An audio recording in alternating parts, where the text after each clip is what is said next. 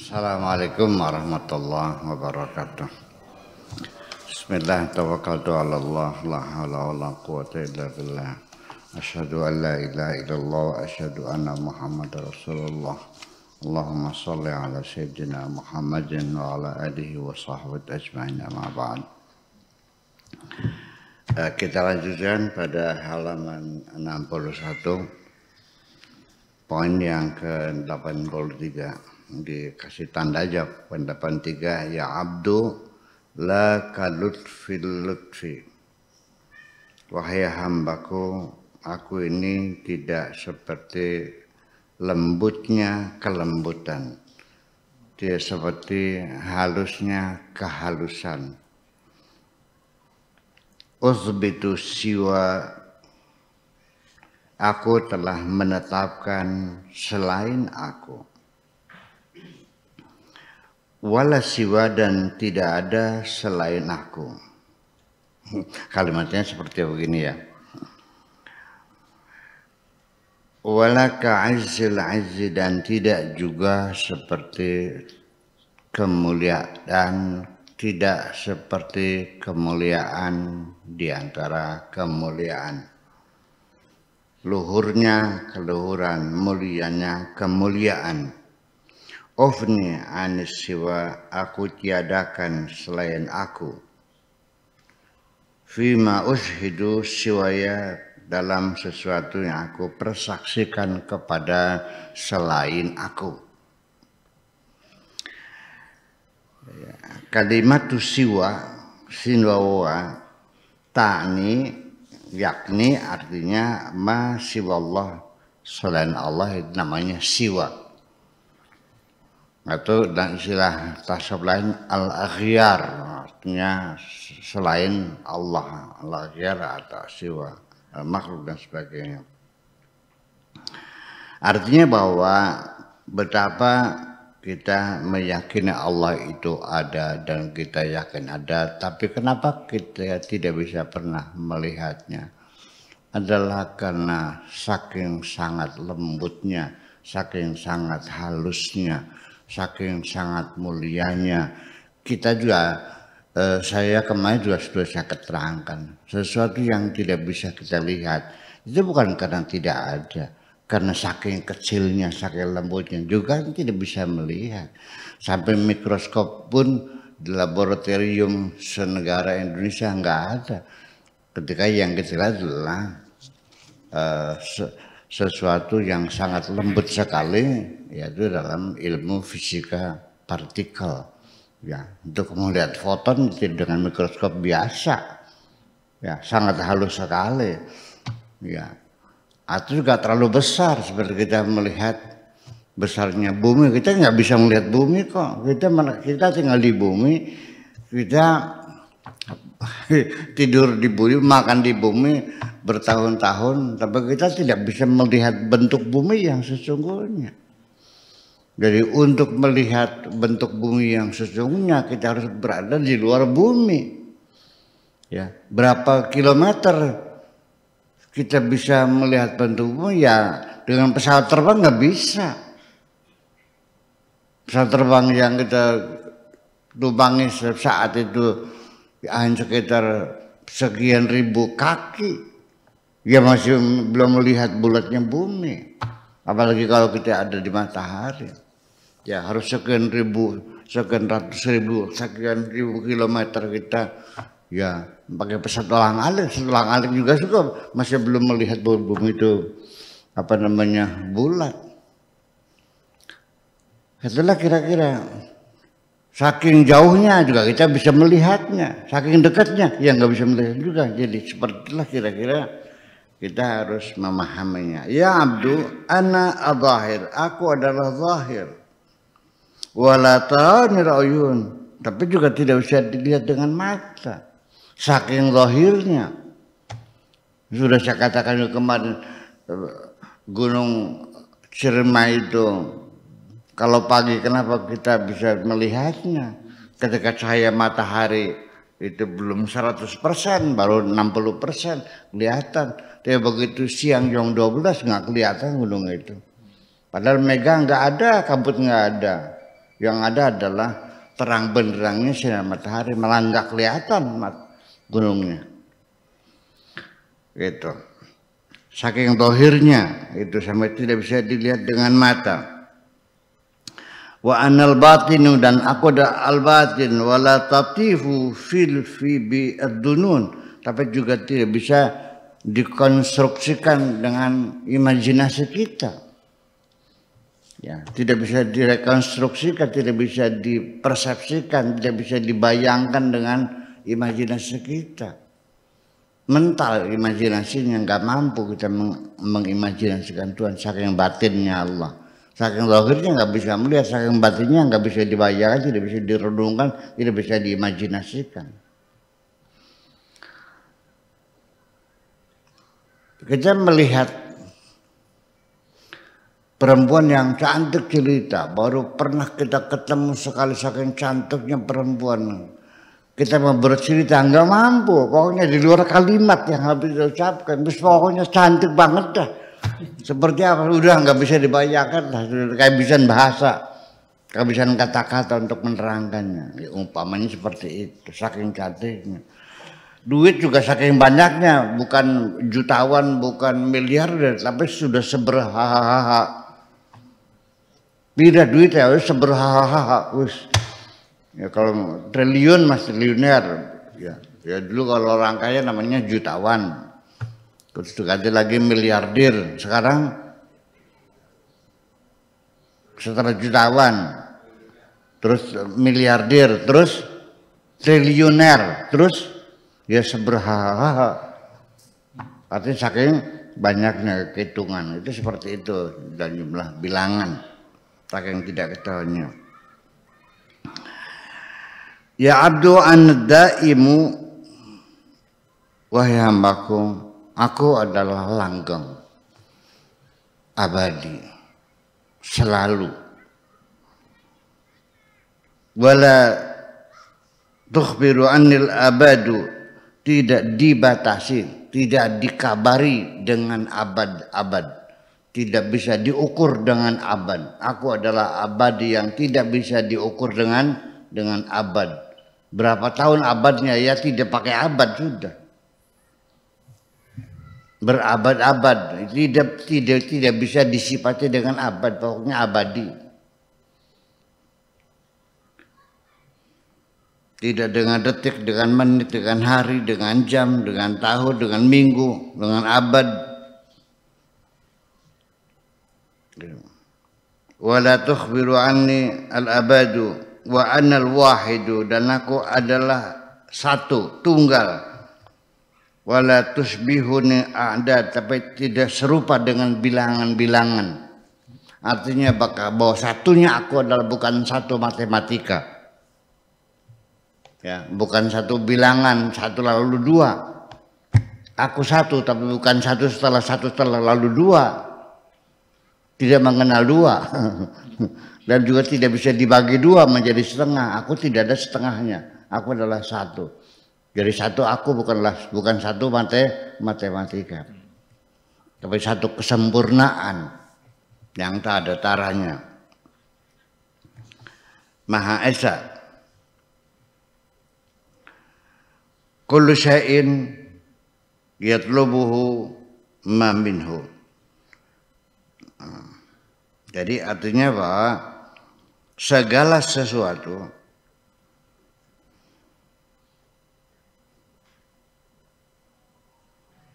yatlubuhu njalukhu ing kullu syai' apa mas sesuatu minhu saking sesuatu. Apa ini ilmu?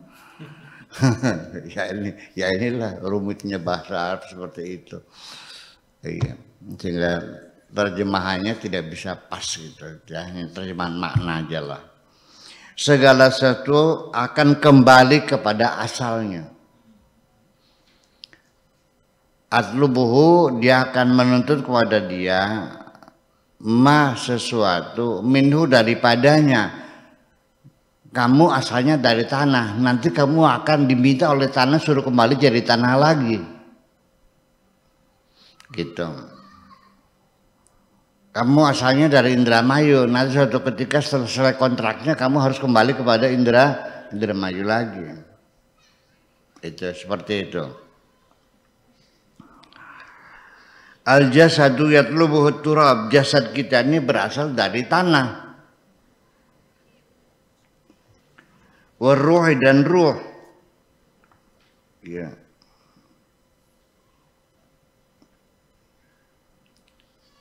Jasad kita ini dari tanah dan ruh. Ya, yatlubuhu turab, jasad kita akan kembali menjadi tanah lagi maksudnya. Waruhu dan roh juga yatlubuha al-khaliq akan kembali kepada yang menciptanya. Jasad kita kembali kepada jadi tanah lagi, roh kita akan kembali kepada sang pencipta lagi pada akhirnya. Wa ana al-fardu al-munfaridul mutafarridu.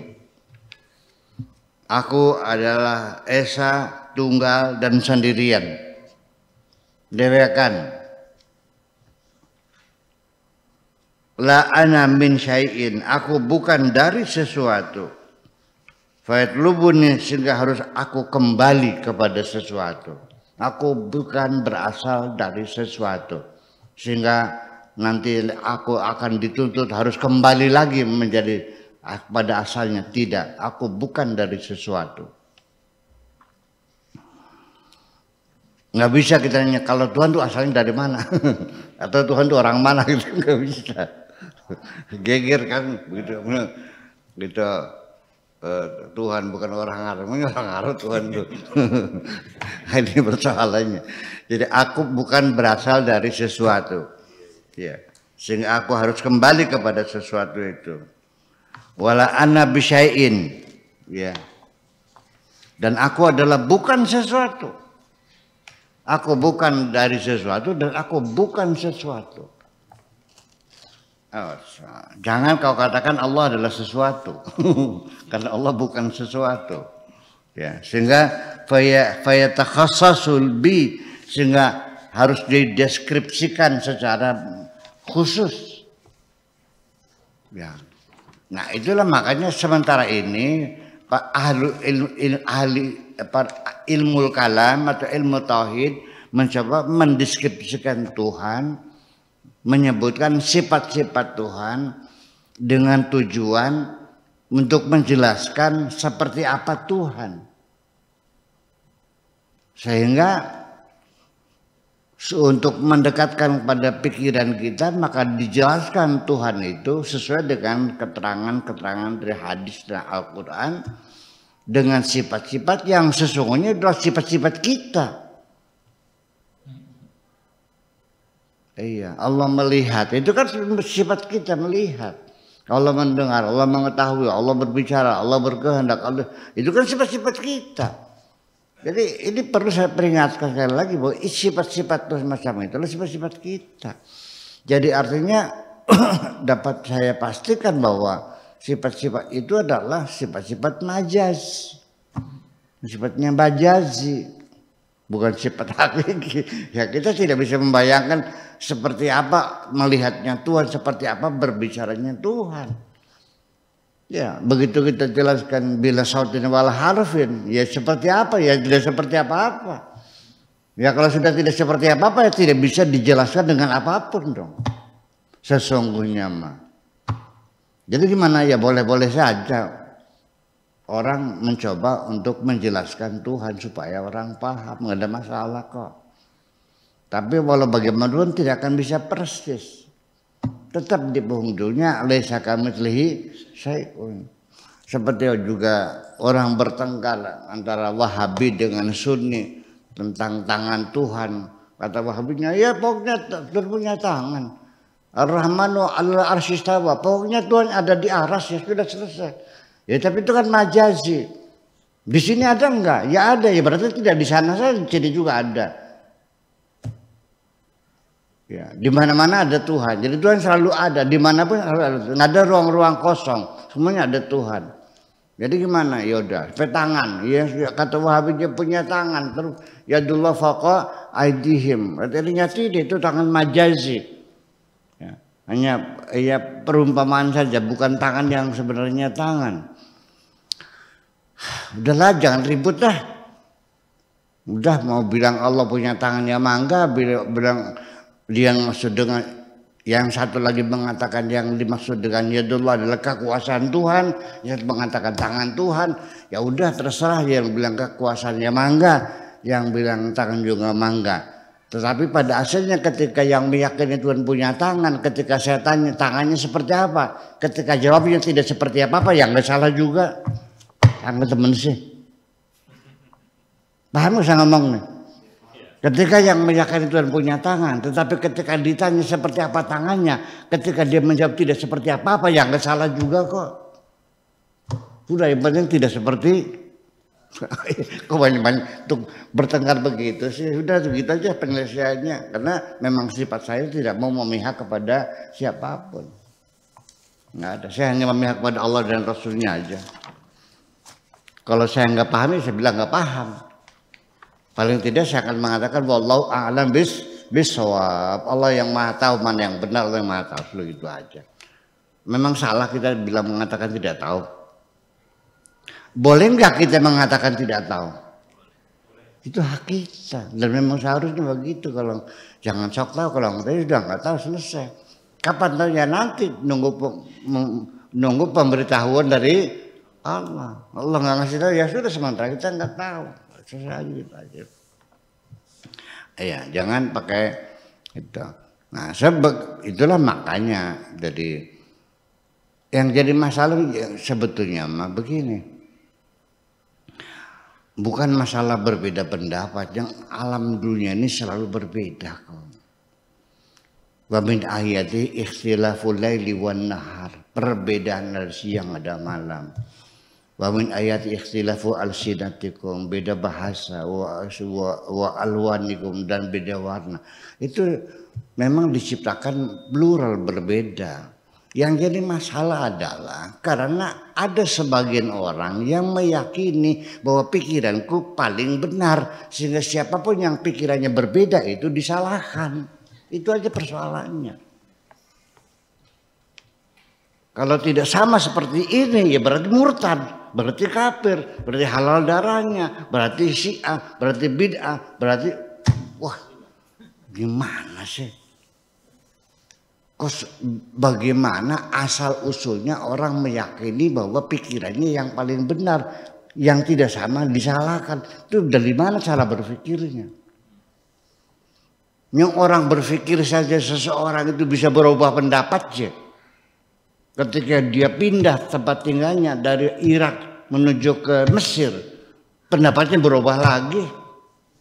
Ada kaul qadim, ada kaul jadi, dari pendapat lama pendapat baru. Ada kan orang itu, ya Imam Syafi'i pindah ke Cadang Pinggan, ke Indramayu, saya kira dirubah semua kok.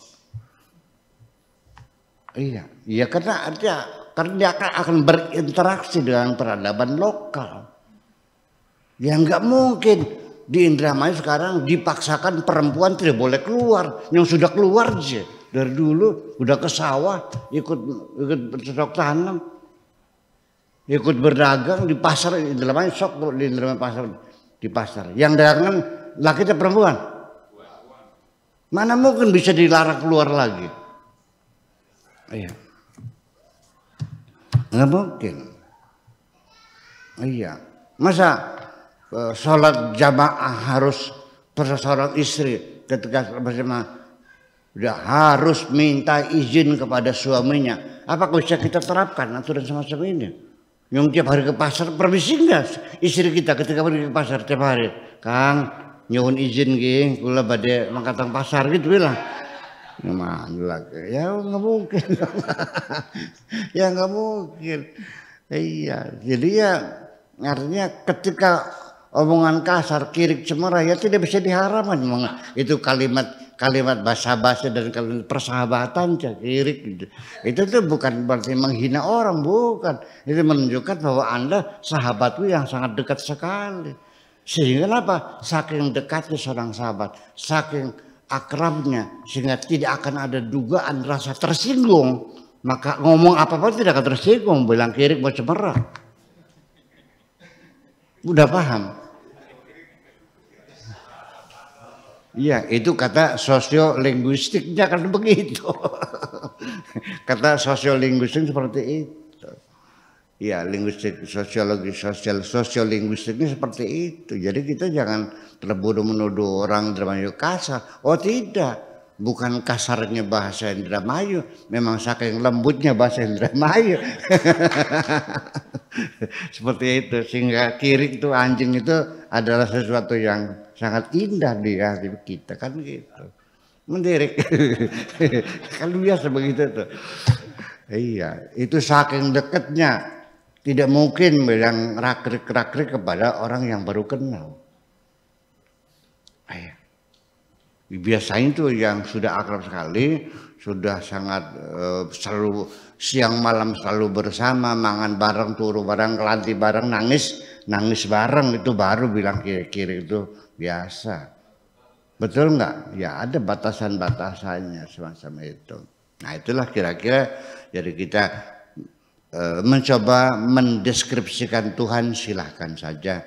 Tapi di penghujungnya saya akan mengatakan tetap saja tidak akan terbangun dalam imajinasi siapapun Tuhan itu seperti apa. Karena hakikatnya Tuhan tidak seperti apa-apa. Laisa kamitslihi syai'un dan sebagainya. Oke, itu aja lah.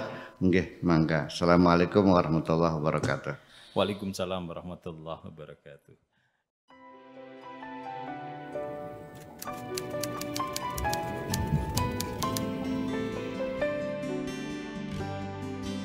Aku hanya ingin berbagi kebahagiaan dan tidak menggurui siapapun. Terlalu sulit bagiku untuk menyalahkan siapapun. Akan tetapi apabila ada orang yang ingin mengisi raporku, tentu aku sangat gembira sekali. Dan kujamin aku tidak akan sakit hati sedikit.